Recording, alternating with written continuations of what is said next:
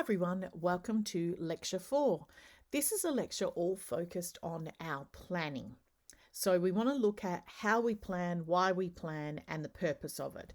So our lecture plan for today is how do you know what to teach, the combination of your long-term versus your short-term planning, how you then consider your planning for your whole class, your small group, and your individualized learning, and then finally going through the process of actually creating the plan. So when we think about our planning, we have to think, how do we do it? What is our mindset that we work from? So this is a really good statement to use as your basis. Think planning for children should be from a strength-based perspective rather than a deficit perspective. So what does that really mean? So if we look at that from our planning, it means that we work from what the kids know and we build on that using our constructivist approach, using our philosophy from Vygotsky, rather than trying to focus on what they don't know and then trying to fill the gaps. Because what happens is that there's an infinite amount of things that they don't know. However, there's certain things they do, so we build on what they know and we work forwards rather than always looking backwards, because that's how we end up feeling very destroyed in the way that the students don't know what we want them to know. Work from their strengths. So when we think about planning, we've got to plan for two aspects.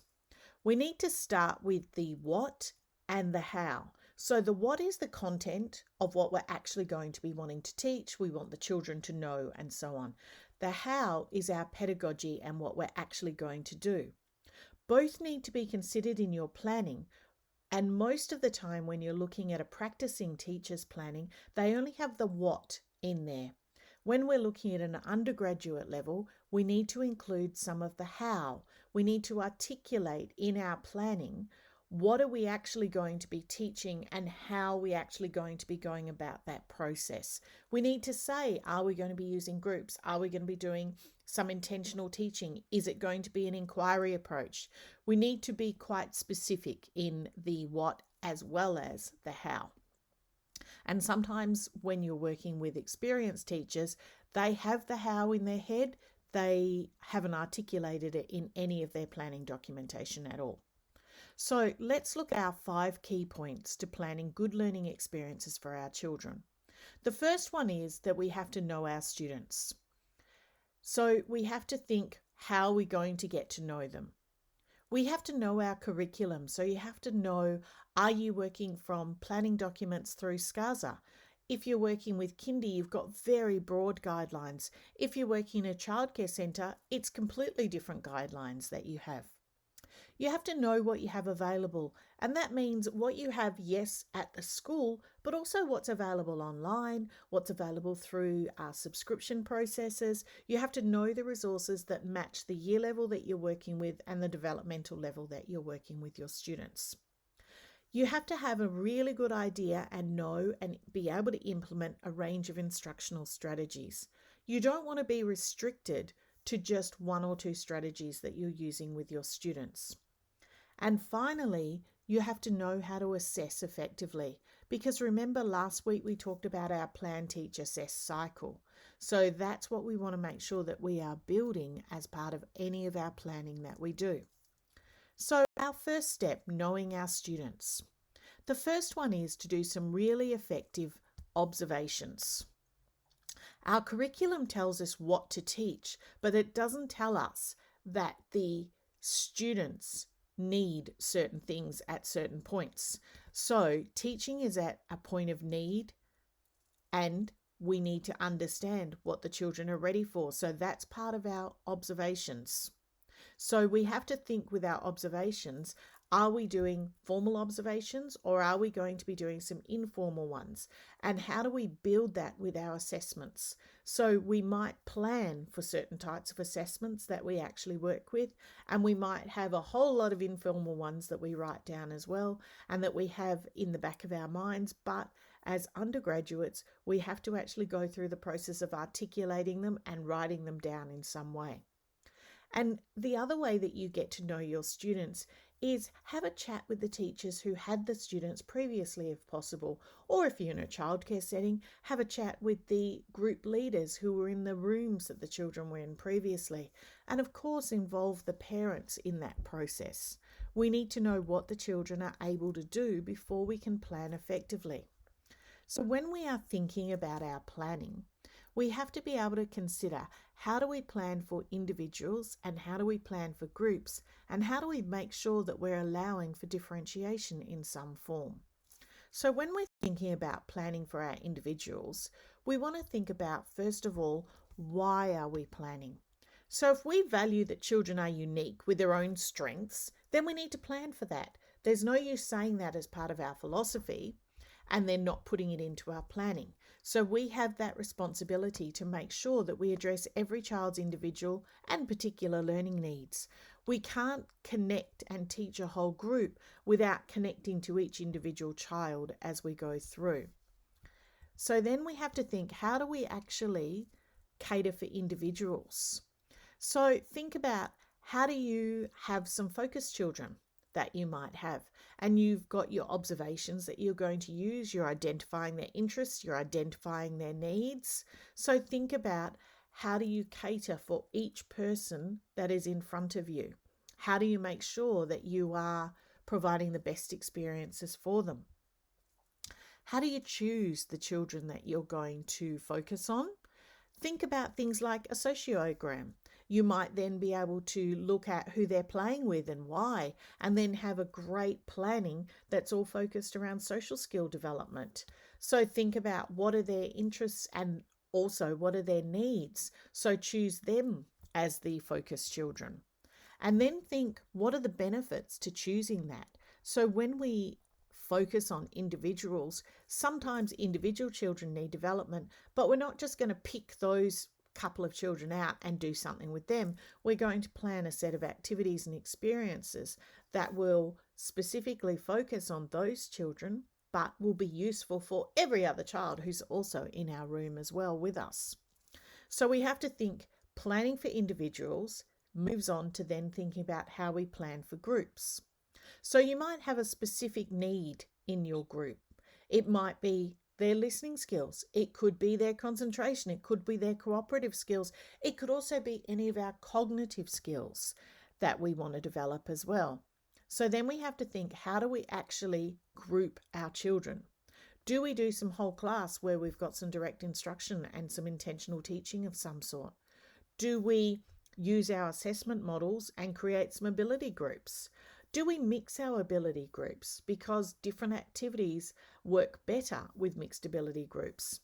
Can we create some friendship groups and have the children choose so that they have some agency in their learning? Can we create groups of children who have similar interests? And can we pick them out of a hat, do the pop sticks, any of those different types of ways of doing some random groups? So you want to think in your planning, do you actually want them to be in groups for a certain reason, or is it okay that they have random groups in some way?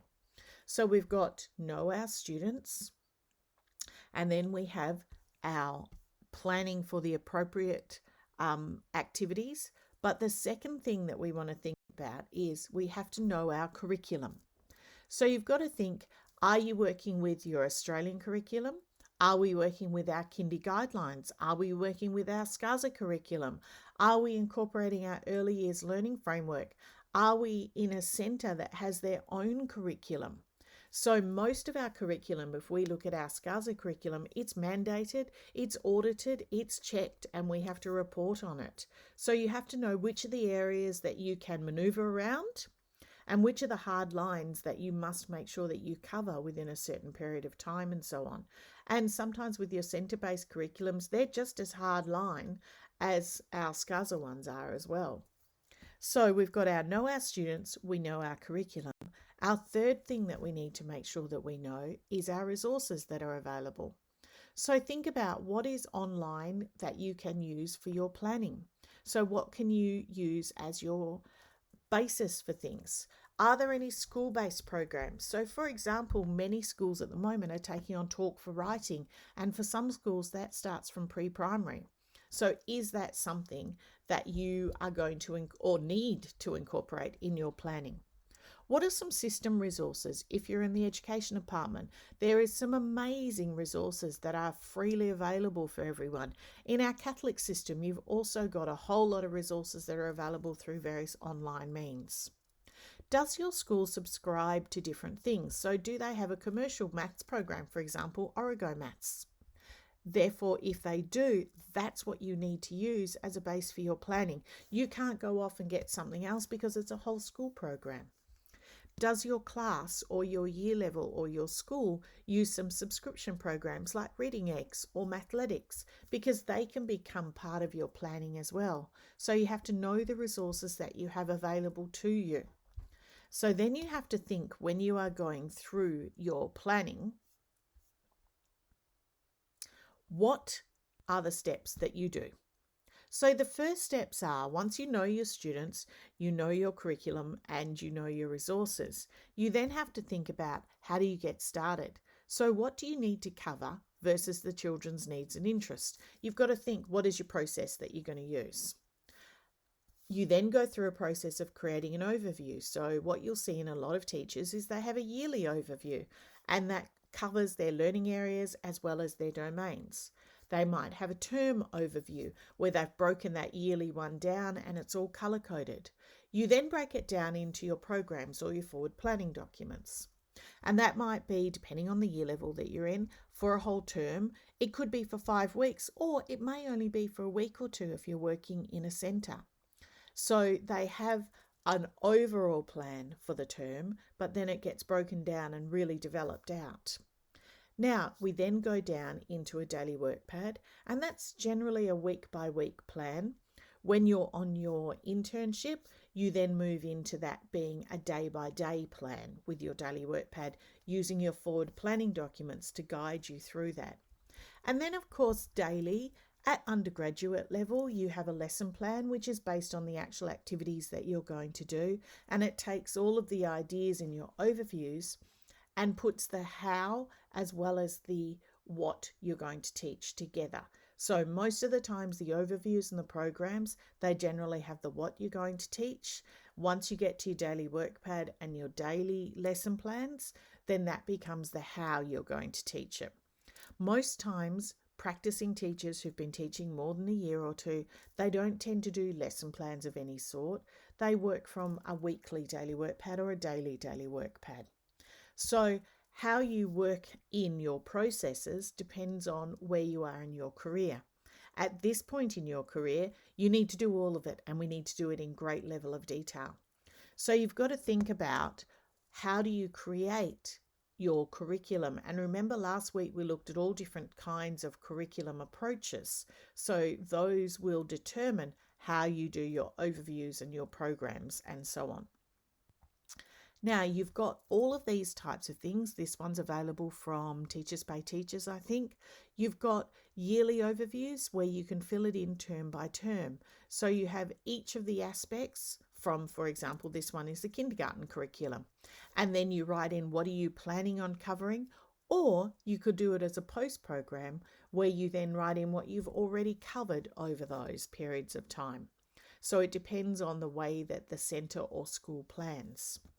So you've got overviews, then you break it down into your forward planning documents or your programs, where you then start to think about how do you actually articulate that overview into a set of experiences for the children. And that can end up being a forward planning document that could be for one learning area. It's generally for a period of time. So when you're on your school pracs for a third year school prac, generally you do one forward planning document.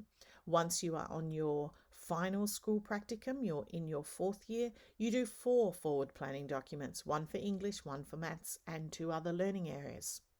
Generally, your forward planning document describes your learning content and your experiences.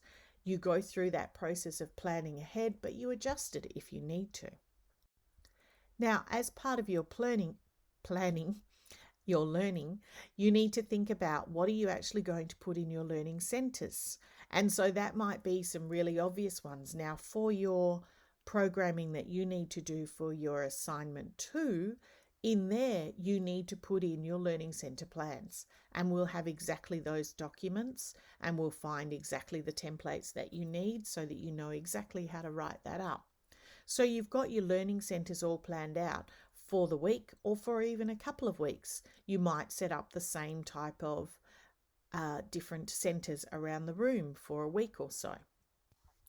Oftentimes you'll find in schools, particularly when you are in a year 1, 2 or 3 classroom, you'll end up with some rotational activities. And those rotational activities can be done in all different formats and different ways.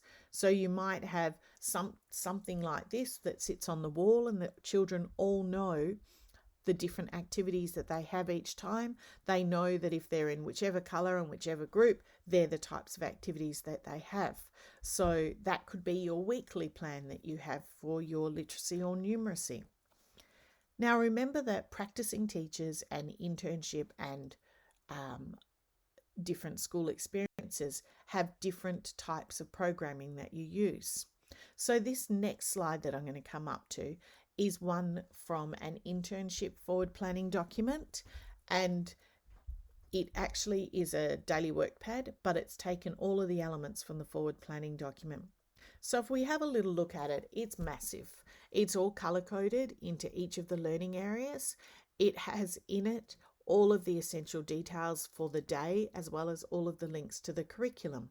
You can see that this is for one day, but a lot of the things in there will be copy and pasted onto following subsequent days.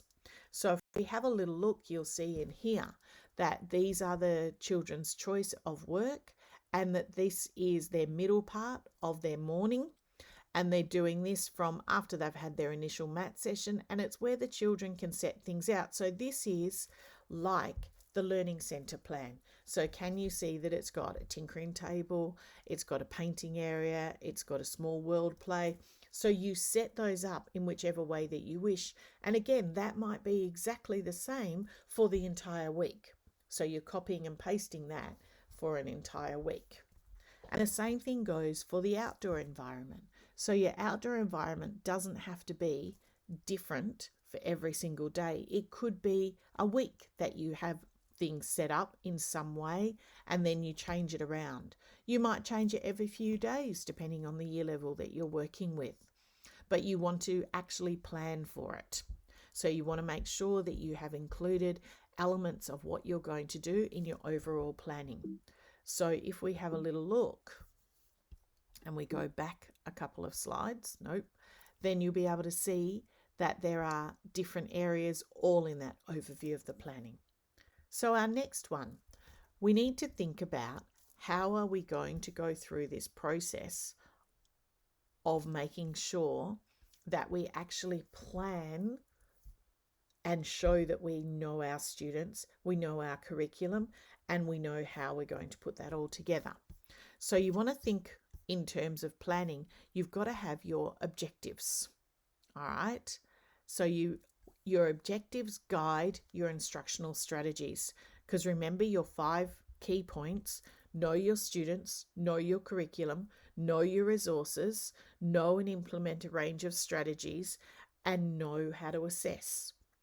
Your objectives determine those final 2 of know and implement your instructional strategies and know how to assess. So your objectives, why are they important? They state specifically what a student should be able to do. They guide your teaching in some way, and that becomes part of the guide for your instructional strategies. They link your learning and your assessment. They determine what the kids are actually going to achieve, and they guide your learning experiences that you then organise. So if we look at the essential elements of an objective, the first thing is that they must be very specific. They should be something you can actually observe the students do. They should be measurable in some way. So that means that you must be able to go over and say, yes, they can do that. No, they can't do that. Oh my goodness, they did that in the most amazing way possible. Or, oh wowzers, I need to go back and redo that a little bit more. They should also be achievable Oftentimes I find that at undergraduate level, you take the outcome from the curriculum and you reword it. That outcome is not meant to be turned into an objective. That outcome is something that's designed for an entire year's worth of work. So you have to break that objective down into the pieces that it is and look at what is actually achievable for one lesson. And this is where people get really tied up when they do their objectives. You have to be very specific. By the end of this lesson, students will be able to, and list off the things that you want them to be able to do. It must be observable. You should be able to see what they're doing. You can't see understanding, so understanding is never a word that you use. They should be measurable, so you should be able to say, yes, they can do it, no, they can't do it, and to what degree they were able to do it. And they must be achievable by the end of that lesson, not by the end of a year. So when we think about what objectives do, objectives link our learning, our planning, our teaching, and our assessment. So an objective is written into the planning. Classroom experience is a plan to develop that objective. The objective is shortened and adapted to guide the assessment checklist or rubric. And it may be given to the students in the form of a learning intention. So that's part of our making our teaching and learning visible. So that came out of the work of Hattie, is to make sure that we have clear learning intentions so the children know what we are aiming for with each of ours. Now, when we're running objectives, we need to make sure that we are very clear and that we have great verbs to start. So think with a lot of the work that you are doing, you just need to start with a good, strong verb.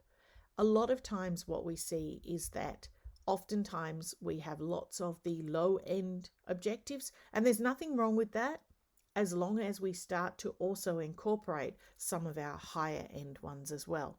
We want to create a nice range of different objectives for the children so that way everyone knows what they need to complete by the end of that lesson.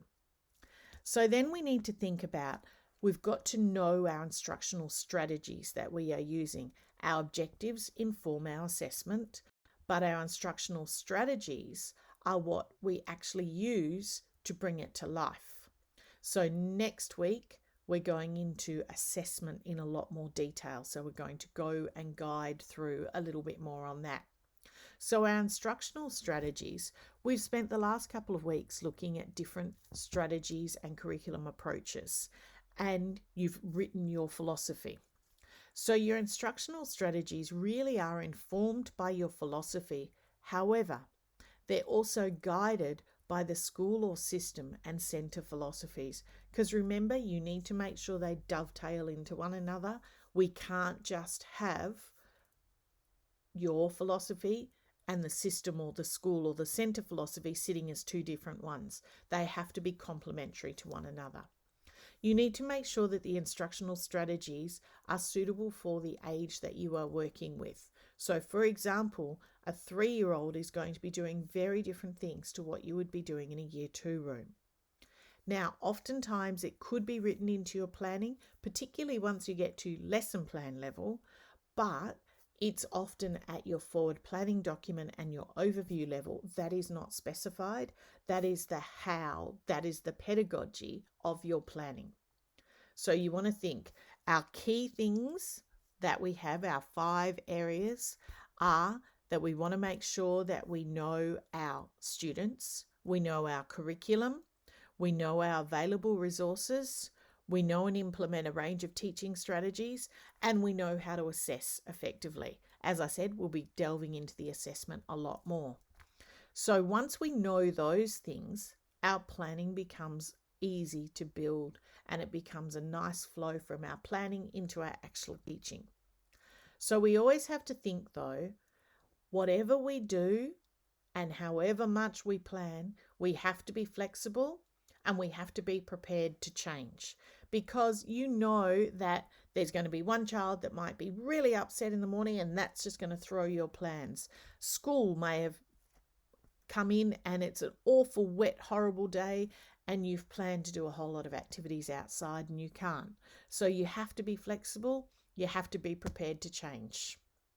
So you have to know that sometimes the children don't get what you say either. It might not be the external things. It could be that the children are just having real difficulties with that particular concept. So you need to reteach it. And oftentimes I find too, sometimes what I think they'll really love and connect with, they don't. So I need to go back and reteach it. So let's go and look at our lecture review. Planning begins with decisions about how and what you will plan. You have to know your students, the curriculum, the resources, the strategies, and the assessment in order to plan effectively. Planning at your undergraduate level is quite different to the planning you see from experienced teachers. Our objectives, I cannot stress them enough, they are absolutely vital. They must be specific, observable, measurable, and achievable. And finally, that our planning needs to be flexible. So thanks everyone. Hopefully you will get your philosophies all done and set up and organised and uploaded into Turnitin by Tuesday night. I know that I am looking forward to reading them, as is Lee. So hopefully everything will work out the way that you need it to. And we're looking forward to reading your amazing philosophies and seeing your very creative infographics. So thanks everyone, and I will talk to you all at tutorial or via lecture. Next week's lecture will be live and online, and we will hopefully go through some of the things that we need for getting ready for our school-based visits, as well as our planning assignment that we have coming up in a few more weeks. Thanks everyone. Bye.